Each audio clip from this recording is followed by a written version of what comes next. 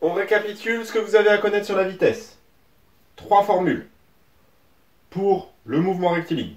Vitesse moyenne. Vitesse égale distance sur durée. Distance en mètres, durée en secondes, et du coup vous avez votre vitesse en mètres par seconde. Ce sera valable pour les unités, ce sera valable pour toutes les formules. Pour une chronophotographie, donc quand on a point par point, donc, ou sur un relevé, ou sinon par exemple quand on fera une étude de vidéo, en fin de compte on a image par image. Donc là ça veut dire que la vitesse au point I ce sera un chiffre, ce sera mi plus 1, donc la distance entre le point qui nous intéresse et le point d'après, divisé par la durée entre les deux points, ou entre les deux images si on est sur une vidéo. Enfin, nouvelle formule à connaître, la vitesse instantanée. D'un point de vue mathématique, la vitesse au temps t, ce sera dx de t sur dt. Avec une nouvelle définition donc à connaître, c'est que d sur dt, ça correspond à la dérivée. C'est pour ça que j'ai écrit avec d sur dt qui correspond à la dérivée.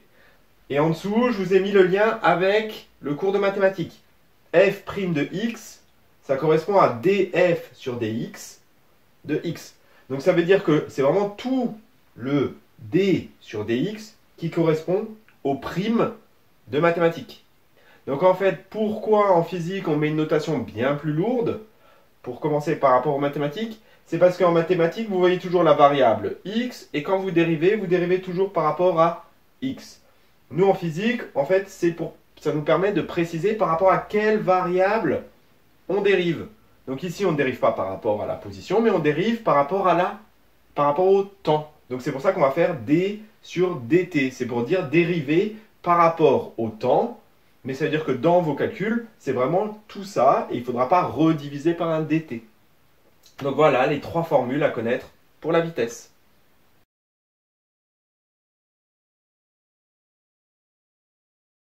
Petite remarque, là on travaille sur un mouvement rectiligne, donc à une seule dimension.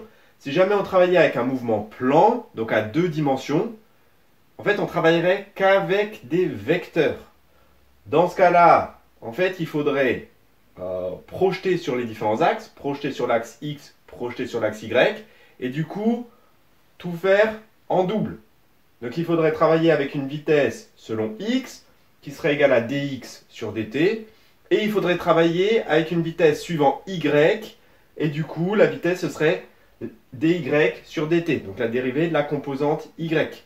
Donc ça veut dire que tout se ferait en décomposant, et donc on aurait à chaque fois un terme de plus et tout un calcul à faire en plus pour chacune des dimensions. Si on passait à 3 dimensions, on aurait encore un Vz, donc ce qui serait la vitesse suivant la profondeur, et donc ce serait dz de t sur dt, donc la dérivée de la composante z. Mais donc l'idée vraiment, c'est si vous compliquez les choses en passant à des dimensions supérieures, il faut revenir à ça en projetant vos vecteurs suivant les différents axes et retravailler en fin de compte chaque dimension individuellement, sans lien au départ.